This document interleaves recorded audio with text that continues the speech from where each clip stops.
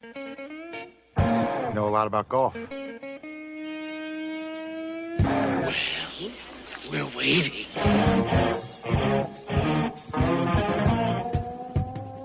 And it is us, those weekend golf guys. I'm John Ashton. He is Jeff Smith, live at the Golf Cave in Edinburgh, Indiana, Timbergate Golf Course, after surviving many attempts at shushing. It's pretty fun. We had a good time shushing down slopes. Yeah.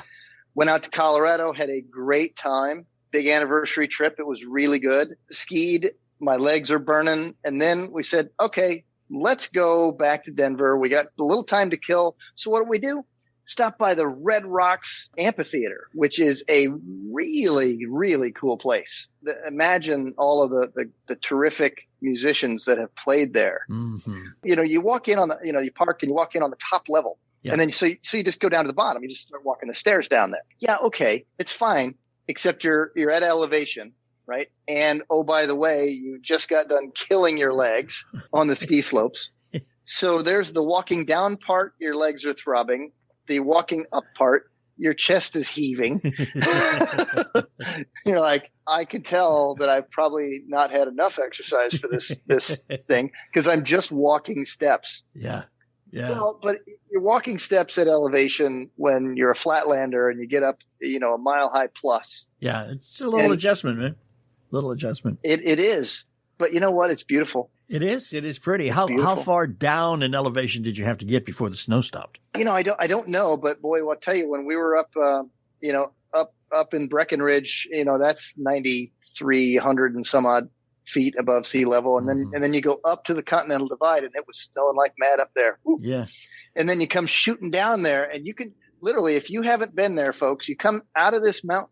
Literally, you're coming out of the mouth of a mountain because they drilled a hole right through it, made themselves a little tunnel, and you start shooting down and you're on cruise control for like 15 miles. Yeah. We're whipping down the hill and I'm having to stop. I'm having to put on the brakes, and it isn't just because the sheriff was behind me, but that was a whole nother story. But I didn't manage to have any problems there, but nonetheless, you're whipping down this hill and it's a steep grade. That's right. You know what we are going to do eventually today?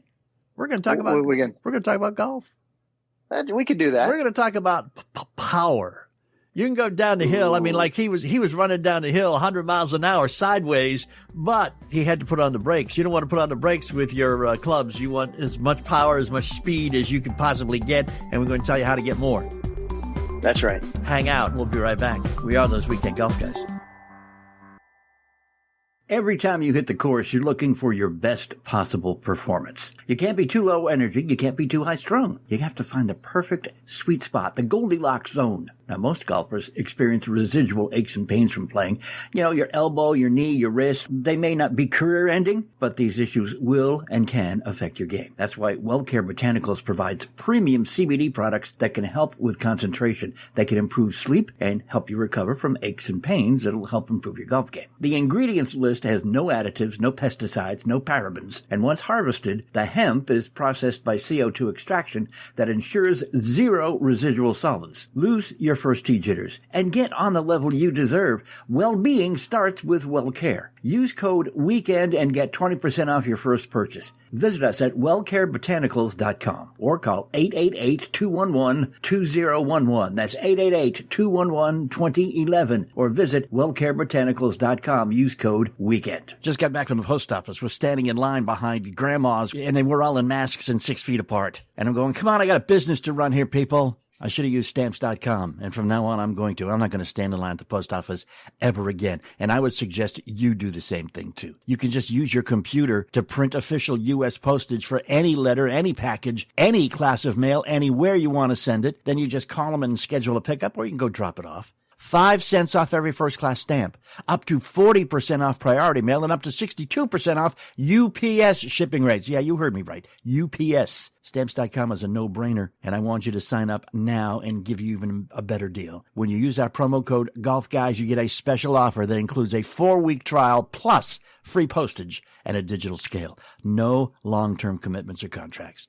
Stamps.com. Click on the microphone at the top of the homepage and type in Golf Guys. Stamps.com. Enter Golf Guys. Stamps.com. Never go to the post office again.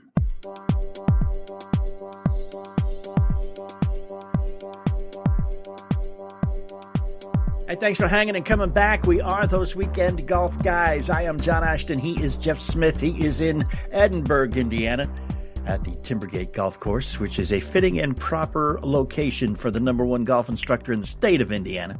I like my studio. I got a lot of room.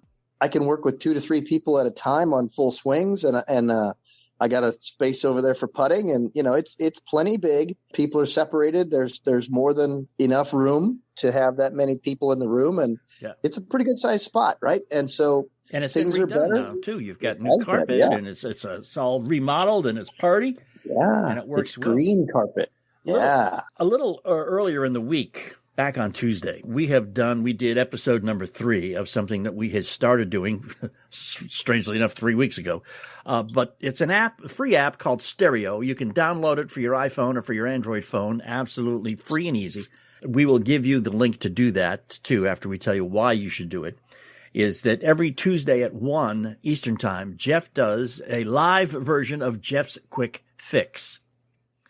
So far, in the past 3 weeks, we have fixed people's slices, we have fixed people's hooks, and this week we actually talked about how to get more power, how to hit the ball, how to be longer off the tee. Let's put it that way, which is something that all of us aspire to. Oddly enough, nobody shows up on my doorstep clamoring for me to help them hit it shorter.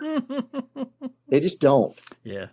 Funny how that happens. It's all about the same 3 things, right? If I can make golfers happy. If number 1, I can make their golf ball go straighter, more under control. Mm-hmm. And number 2, I can make them hit the center of the face and make it feel good. But number 3, I say it in only that order, but it's not the order of importance to most people, is to hit the ball farther.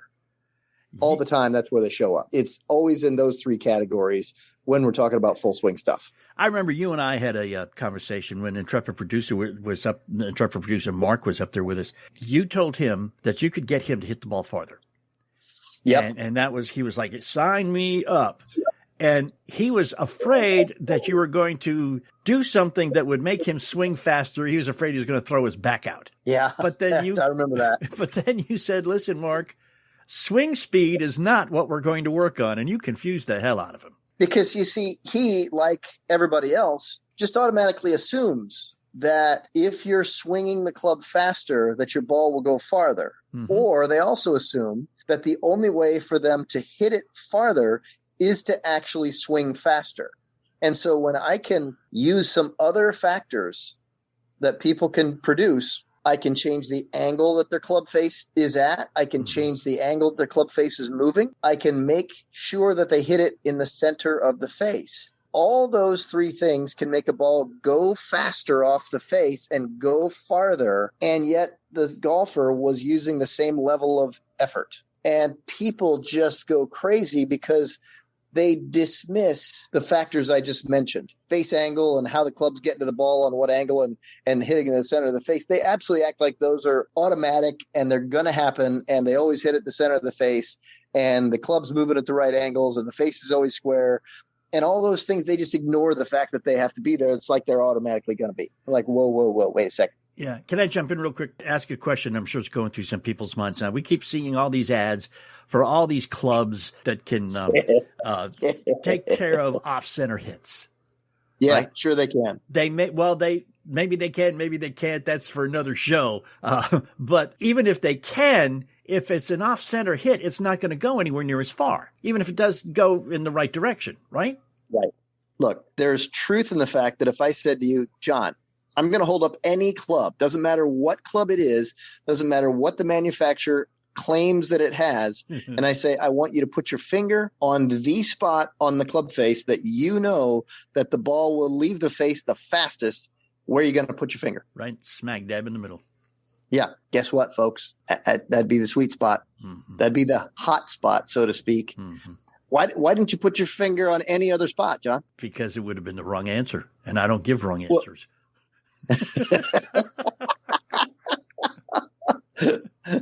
We've been doing this show now says 2012, and our loyal listeners would have never guessed that one.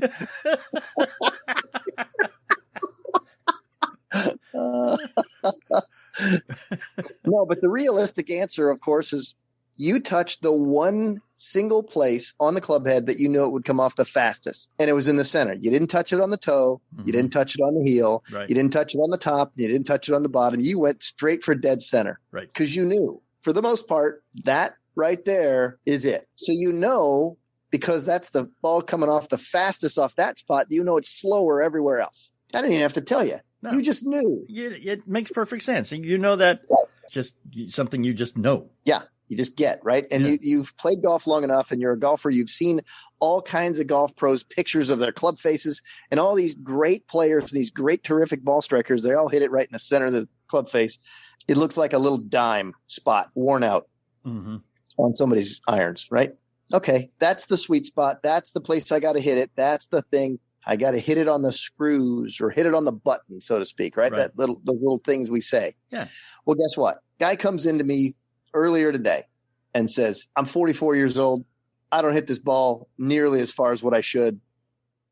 And so I watched him swing and I measured it on the launch monitor. His ball speed was coming off he was swinging it at 96 miles an hour. Okay. And his ball speed was coming off at 126 miles an hour. Now, to give you a little perspective, John, that 126 from a 96 mile an hour clubhead speed is not nearly as fast as possible. Okay.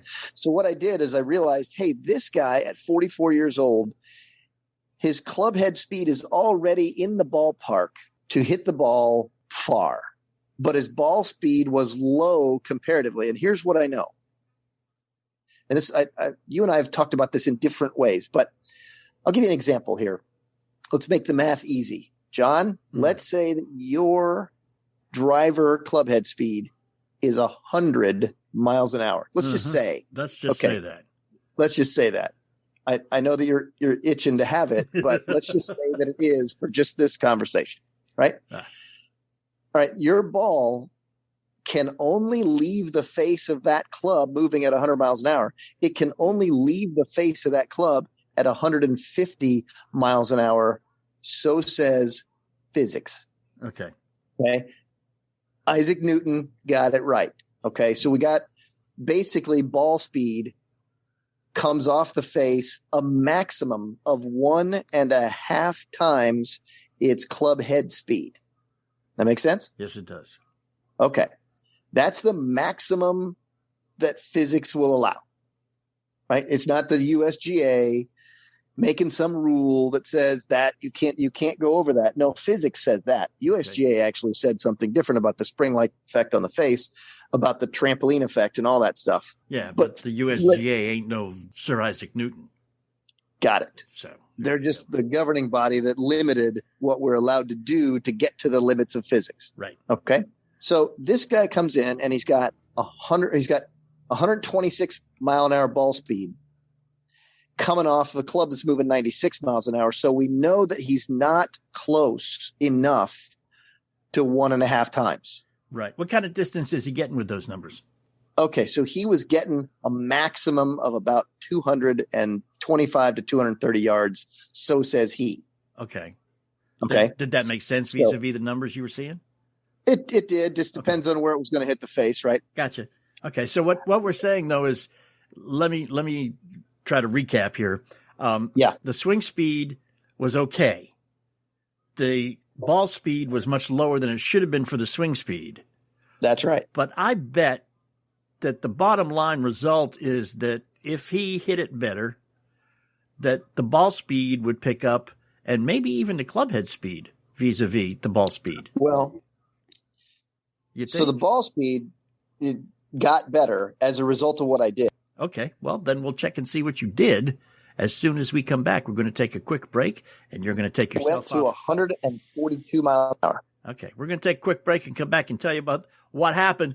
We are those weekend golf guys, and you stick with us, and you're going to be able to hit it farther, faster, more power. Power. Hang with us. We'll be right back.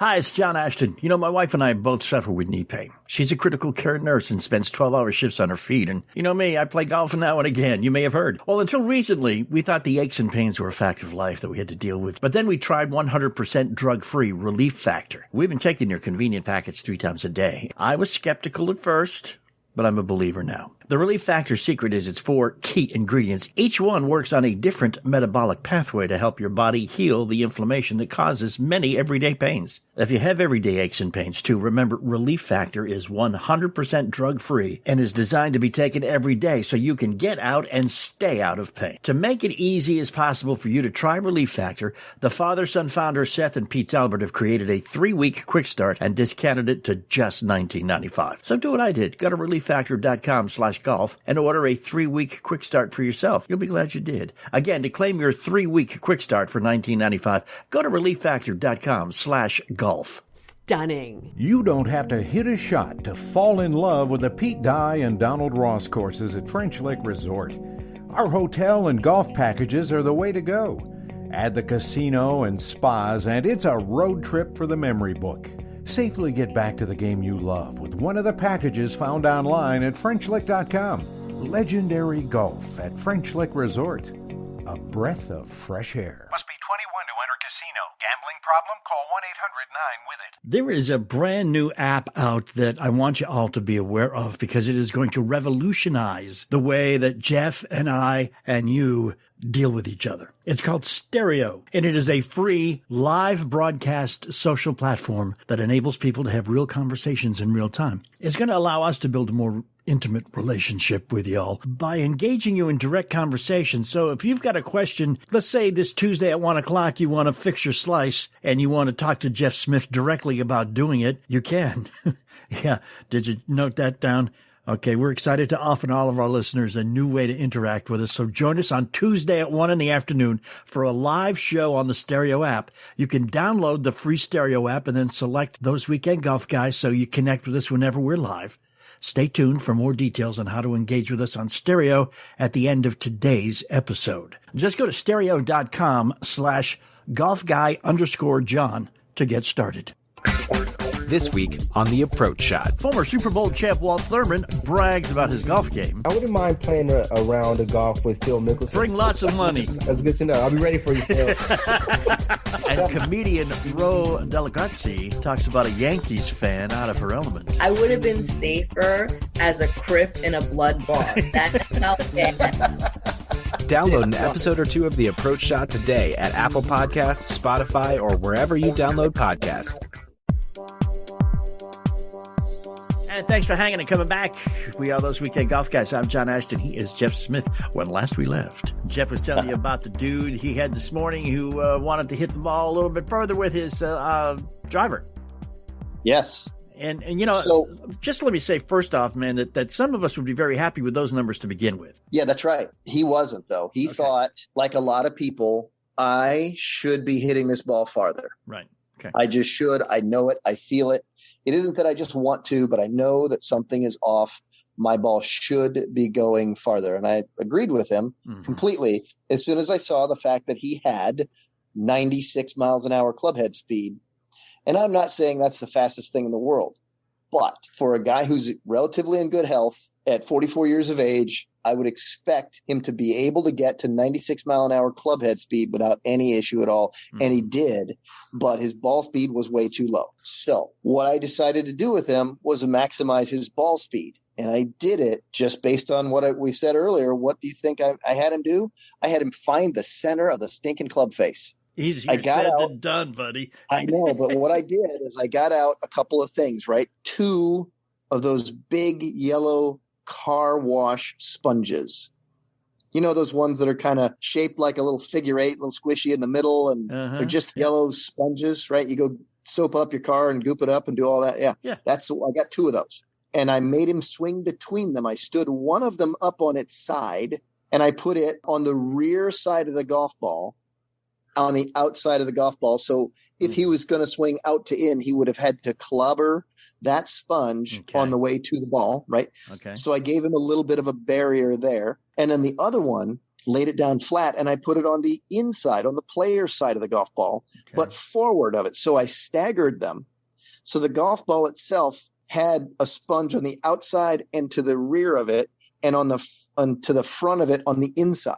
Okay. So there was a path, a gap, so to speak, that the club could come in from the inside, the player side, to down the line, and I made him just wide enough that he could easily pass the club head through that big gap. And I made him swing through that, and not one time, John, did he clobber either of those two sponges. And every single time he did it, I made him do it for like 20 times. And he saw these visual barriers. Now, he knew that they're soft and there's not anything going to get hurt, but they're large enough and ominous enough to make your brain go, bah, I'm going to swing right through there. His club head was far more under control at that point. So he made something happen that I didn't even talk about. His club face came through more squarely.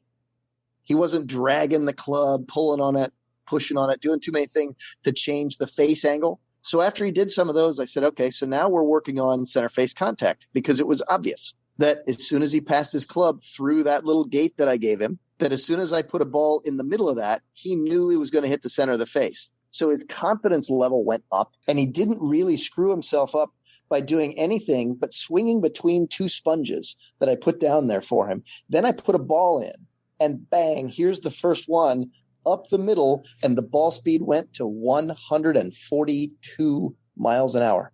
He hit it on the screws, as they say. 142 as opposed to 126? That's right. That's the ball speed differential right there. And he looked at me and went, oh my gosh. What's the distance differential? I mean, how many yards does each mile per hour equate to? About 3. 3. So 26, 42, that's 16, 18. That's 18 mile an hour increase times 3 is 30. That's 54 yards further. Yeah. 54 yards further. Yeah, he killed it. He looked at me and went, there's no way that happened. I'm like, yeah, sure is. Because he came in with a square face, right? No glancing blows. Did he have to change anything else with that swing, or just concentrate on the path? Just swing through there. Jeez. Because you see, he understood enough about swinging through that path, and I didn't have to tell him that he didn't want to clobber either of those. So his concentration was on what was going to happen down at the ball. His club face came through squarely. His path was right on target. He ripped a ball, and it barely moved off the target line and he hit it with a dead square face, and he hit it right in the screws, and his club head speed was again moving at 96 miles an hour, and all of a sudden it just rocketed off there at 142 miles an hour ball speed. And he looked at me and went, there's no chance I can do that again. I said, I know, let's find out. And so the next 20 minutes, he's just hitting balls and grinning from ear to ear. Yeah. And I said very little. So with this guy, I essentially went about getting him way more distance than he thought possible when he walked in the room. And I did it in the least invasive way that I could. Yeah, I mean, but you didn't change his swing speed at all. No, I changed his ball speed, though. Yeah. From 126 to 142. Now, he had some that were down to 138 to 139 range. And he had one that went up to 144 ball speed, but his club head speed was traveling at 98 miles an hour on that one because he was trying to swing extra fast. Mm-hmm. But I wasn't sure with that extra fast, that amount of effort that he put in, that he would be able to repeat that. But he was a repeater at 96, 97.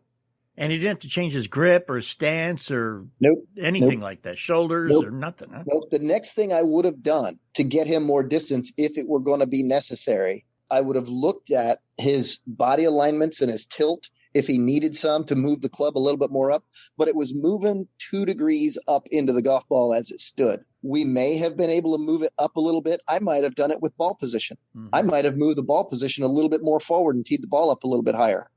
That's another thing we could do to gain more distance, because that would have increased his launch angle a little bit and possibly decreased his spin, which is a nice combination for if you're hitting a driver. Right. But the truth is that, and I said this to him, and I don't know, maybe it was the nicest way I could figure out, but maybe it wasn't. I don't know. But I said, basically what was going on was he was using so much effort and not getting enough for it. So I called it powerless effort. And he kind of looked at me of like you look at me when I say stuff to you, right? Really? Did you have to say it that way? Like, what Did a you jerk. Really? Yeah. But the point is that he understood that it was powerless effort. But what I did is I found out what he could repeat. And that was that swing that he was making at 96, 97 miles an hour. Right. Now, having said that was effectively effortless for him to do that because it was so repeatable and he didn't feel like he was straining to do that. But he had more power. Yeah. So I said, oh, well, wouldn't you rather have effortless power as opposed to powerless effort?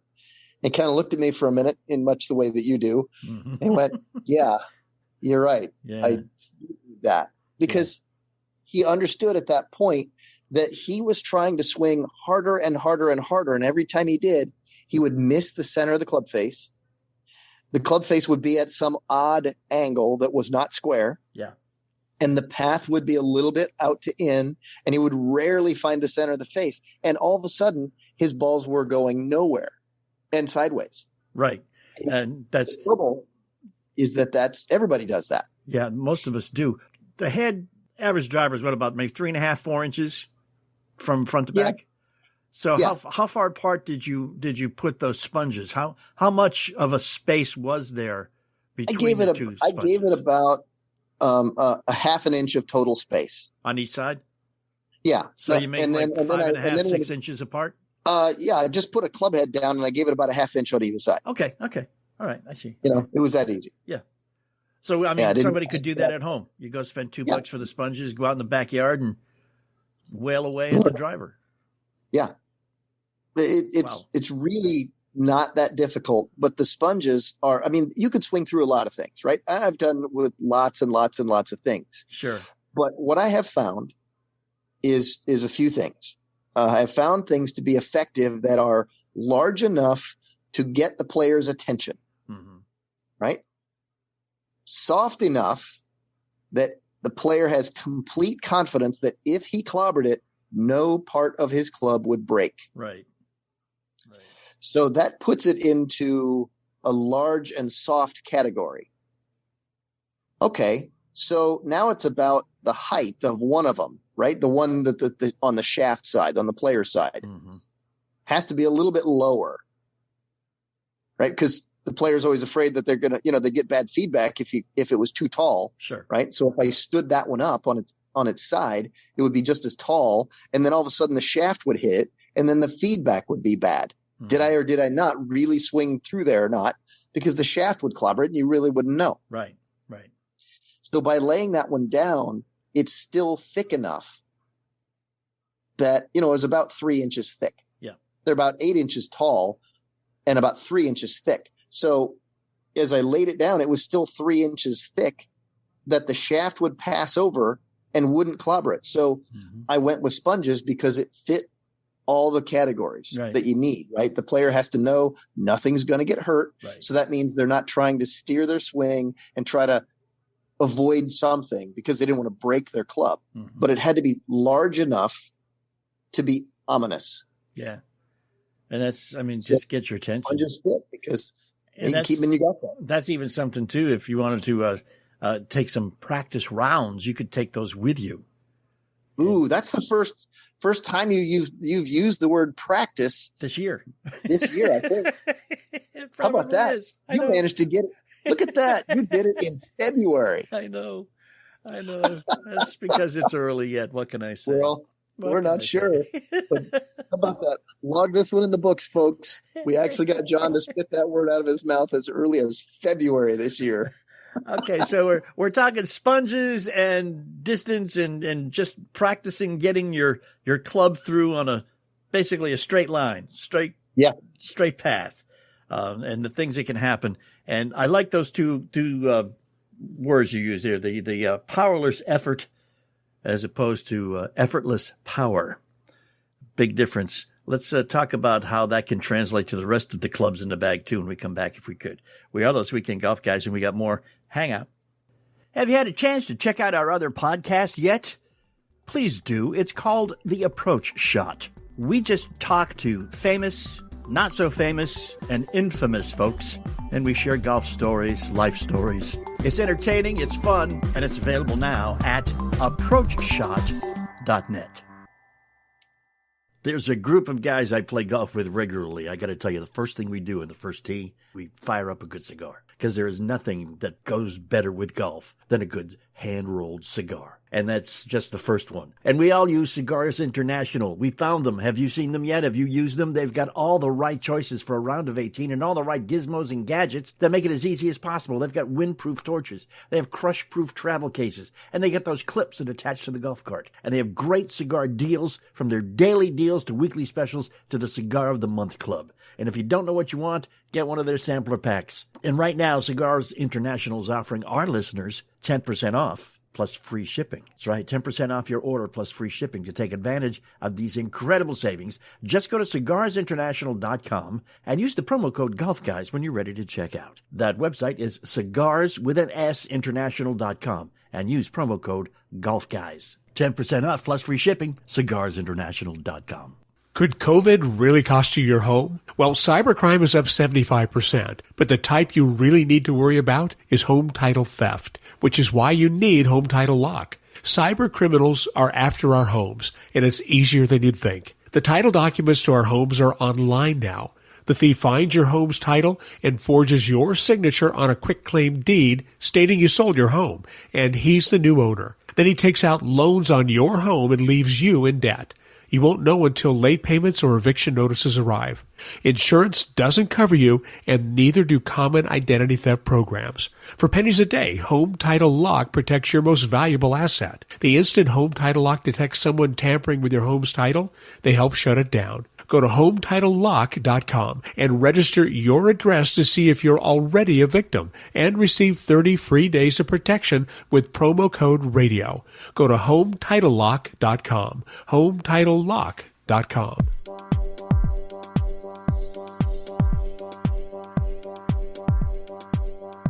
You want to see how great a golf instructor Jeff Smith really is? It's very easy. $5golfclub.com. The number $5golfclub.com. And it's us back again. Those Weekend Golf Guys. I'm John Ashton. He is Jeff Smith. You know, and club speed, though, is, as you said at the beginning, it's not the be-all, end-all answer to hitting the ball further. No, it's not the only answer. Center face club contact would be a more important element to think of. Well, but there are a bunch of other stuff that needs to come into play, right? Right. But it is certainly one aspect that everyone actually can get to maximize themselves, right? Maybe the club's coming in at a better angle, right? And maybe they got that going, and maybe they got the face squared up. All those things could be attainable before gaining club head speed, right? So you can maximize who you are at the moment before you start to step on the club head speed accelerator. Now we can do that, right? Because that's what I do with people is the first thing they want. If they're not going to work at it until I've proven some other things, like I've given them more distance already, like this guy was just blown out of the water because he just hit it 50 plus yards further. And he's like looking at me like, you got to be kidding me. Right. Like, no, not. But he still, of course, said, but I'm only swinging it at 96 miles an hour. He says, I think I should be able to swing it faster than that. And I said, yeah, you can.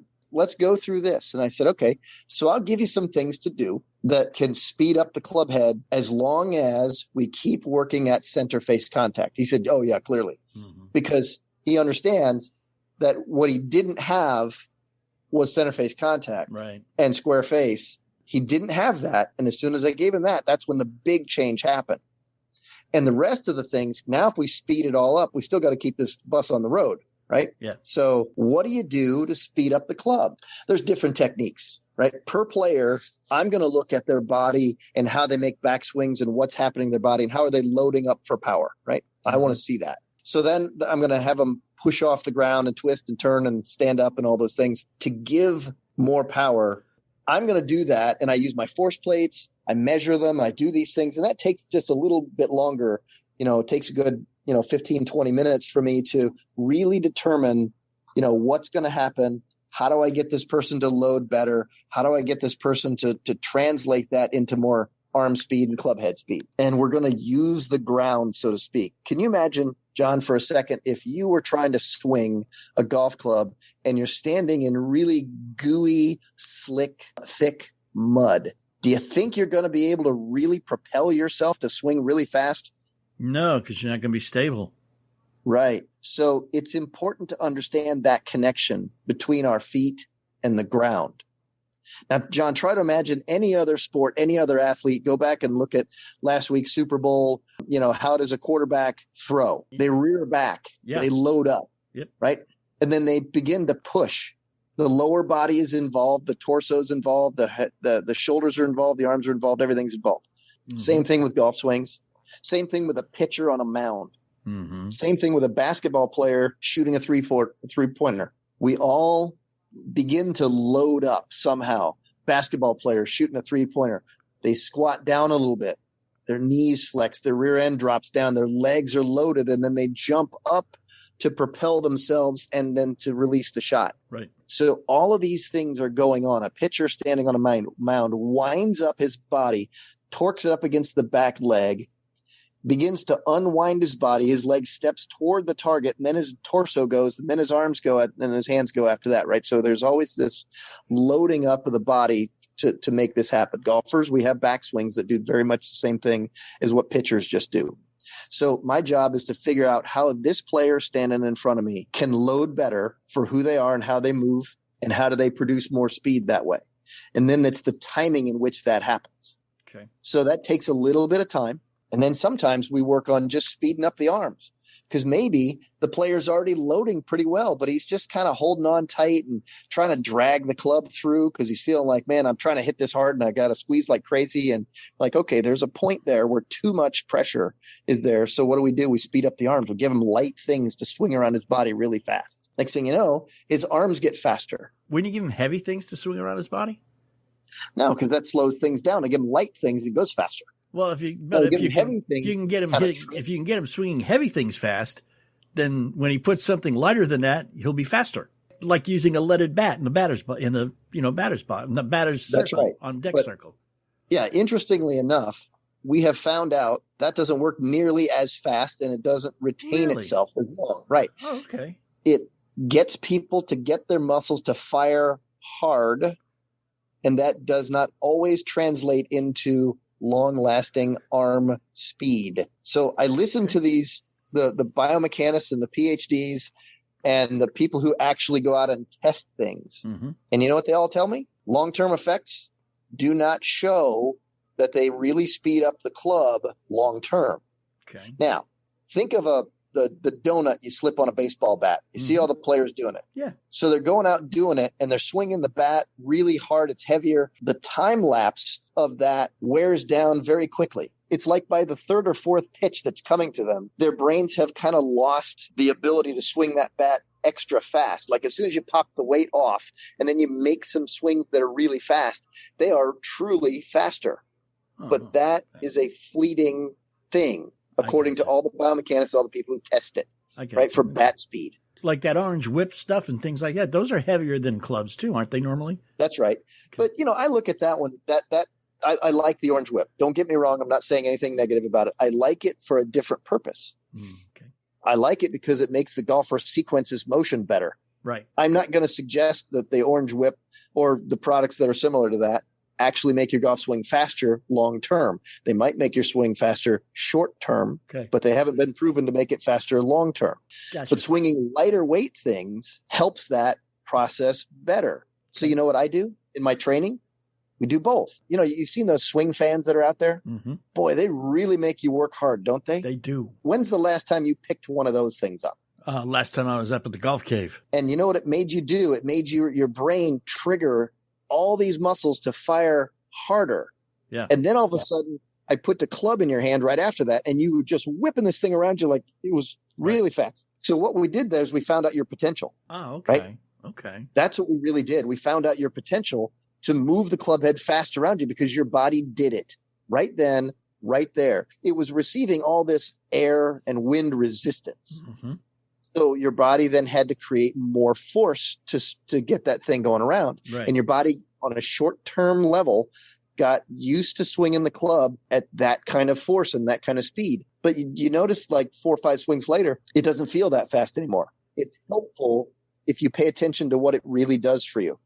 First is it makes you aware that you're really, truly capable of moving a club that fast. But if you constantly were using one of those things in training, you could trigger your brain to move your body faster, right? Right. But it hasn't been proven to be long-term in terms of an actual weight of a club. So what we're finding now in some of this we call it overspeed training. We're trying to make your arms go ridiculously fast.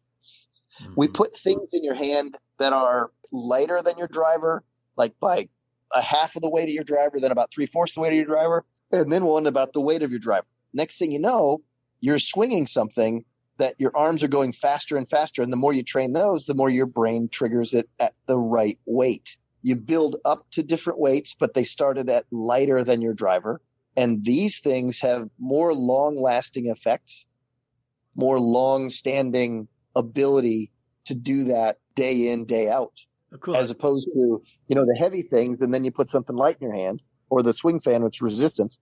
I'm not saying they're bad. They're really good for creating more force. They really, truly are. However, that doesn't mean it's going to last a long time. Like, oh, well, I'm training with my swing fan, or I'm training with this, that, other thing that's heavy, and then I get my clubs in my hand, and I'm going to hit it farther just a result of my clubs going faster. Yeah, that's short term. That makes sense now that you think about it. It does. Yeah. But plus, it makes it easier to do. You get less tired, therefore you could do it more at any one time. So the overspeed training is really important, but I like the orange whip and swinging big heavy ropes and things like that for body sequencing. Mm-hmm. I really think that's pretty important. A lot of ways to make a club move faster. We got to maybe do a whole segment or a whole show or something on the force plates, because this whole idea of your feet interacting with the ground in tennis, in pitching, in baseball, in every sport, you do that. And in most sports, you work at doing that. For some reason in golf, we don't work at doing that. But we should, and we can. Well, and you take a lesson from you do. Yeah, realistically, though, there really, a while ago, there really wasn't a really good way of measuring the great effect of it. Okay. Now, there were those people out there who were pioneers, right? The Mike Adamses and the E.A. Tischlers of the world, and the guys who had bought force plates and used force plates a long time ago for measuring different things. I'm saying it just wasn't in the mainstream of golf professional instruction. Right. I'm not saying that there weren't people out there doing it, because they were. I just mentioned 2 of them, right? And they were learning and beginning to teach other people about how the body is generating force. Mm-hmm. But now they're becoming, let's say, affordable for some instructors. Now, the set that I've got, they're like $7,000. And a lot of people wouldn't say that that's very affordable, but if you're a full-time teacher, that's probably one of the things you really should have. Right, but you're not going to buy it for yourself to practice in the basement with. No, you're not. You're definitely not going to do that, right? There's and I don't have the most expensive ones on the market. There's some different types and all that stuff, and they can run you up to $27,000, $28,000. That's like a car. Yeah. Or a launch monitor, right? Yeah. But nonetheless, it's the fact that we're talking about something that didn't used to exist in the way that it exists now. For example, cell phones, right? Mm-hmm. Think about your first cell phone. It was that bag phone with a big curly Q cord on it, right? Looked like I was calling in an airstrike. Yeah, exactly. Yeah. Right? You get the thing plugged into the cigarette lighter in your car. Yeah. Which, I don't know. Speaking of that, John, as how did that ever work for you? Because if you'd had to take something out of the cigarette lighter to plug in your phone. But then they don't put cigarette lighters in cars anymore. So there you go. You got the receptacle. Yeah, they're AC adapters now. Yeah. All right. So just to recap real quickly, it is possible to swing faster without swinging faster. That's not right. It is possible to get a higher swing speed without swinging faster, and a higher ball speed without swinging faster, and more distance wait a minute. Without swinging faster. Pretty hard to say that it's easier. It's you can swing faster without swinging faster. Like, wait a second. You can get a higher club head speed without swinging faster. Without swinging harder. Harder. Yes. That's harder. Exactly what I meant. Yes. All right. Just so you're not confused, I'll be the confused one. But the bottom line here, when he's talking about force plates and new things that are happening in the whole science, and this is a science of teaching people how to get better at golf, I've got just 4 words for you. Go take some lessons. Because there's more technology out there than you've dreamt of in your philosophies. And you gotta take advantage of it, man. Because this is the year. This is the year that you're going to break whatever that number is in your head. This is the year. Stick with us and we can make it happen. Guaranteed. Money back guaranteed. Ooh, throwing out the big G. That's it, man. So check it out. Hang out. We'll be right back. Of course, we have a Facebook page, facebook.com/golfguys. We would love it if you were to go there and like us. We'd love it even more if you go there and follow us, facebook.com/golfguys. Did you hear us earlier tell you about the new app, Stereo? You know, Stereo app users can engage with the platform to listen in, to seek out topics, and to join conversations about issues and ideas that interest them. There's a lot of stuff on there. Comedy, pop culture, lifestyle, sports, and us, those weekend golf guys. You can download the app for free. Just go to the Apple or the Android app stores. Once you download the app, you'll be able to create an avatar and a profile, and then you can submit audio messages to the hosts of conversations to join that conversation in real time. Like us, a Tuesday, 1 o'clock, we will be having a live audience interaction episode on Stereo. Jeff Smith will be here to fix your slice, and every Tuesday thereafter, he'll be there with some quick fix for your golf game. Tuesdays at 1, Stereo live talk from those weekend golf guys. So just go right now to www.stereo.com/golfguy_John. Then we'll talk Tuesday afternoon at 1. Okay, I hope you realize what has happened today.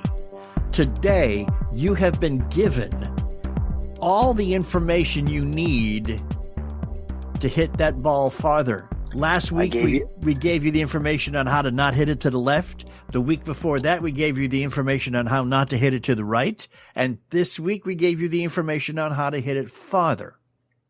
You know, we started today's conversation with a guy that came to me and, you know, we talked about sitting in the center of the face. Yeah. But then there is that, you know, how do we speed the club up part? And we addressed that a little bit too. Yeah. Because everybody understands that even though they might currently be swinging at a speed, that they could be really successful at golf and hit the ball plenty far if they actually got it in the center of the face. Then we said, okay, now I'll start talking about the things that actually make the club go a little bit faster, because that's the thing that everybody's always trying to do anyway. Right. Well, how do I do this? And how do I do that? And don't I need to make it go faster? Well, for those who aren't making it go as fast as possible or fast as they can control, well, I gave you a little bit of that action as well. So today is a pretty good day for learning some basic, important things that many people overlook. First, center face contact. Second, you know, hand and arm speed. And third, using the ground a little bit to propel your body to do what it's supposed to do better, faster, and at the right time. You can, as you think back to the beginning of the show, our first segment, when we had the live version of our Tuesdays Jeff's Quick Fix show, which you can catch live on stereo.com every Tuesday at 1 Eastern Time. All you need to do is download the app for your iPhone or for your Android phone. It is free. Stereo.com/golfguy_Jeff. Go to our Facebook page. The link is there. Download it and be around next Tuesday at 1 for our live Stereo Jeff's Quick Fix. So just to reiterate, you can go to stereo.com/golfguy_John or stereo.com/golfguy_Jeff. Download the free app. Just show up every Tuesday afternoon at 1. This is the year. Let's all put our hands in and make a promise to each other. This is the year that you break Insert your number here. This is the year I break. Okay, we heard you. You heard you. Whatever it takes to do that, do that. Join us next Tuesday afternoon at 1 on stereo, next Sunday here on the radio, or anytime at thoseweekendgolfguys.com. Go play some golf.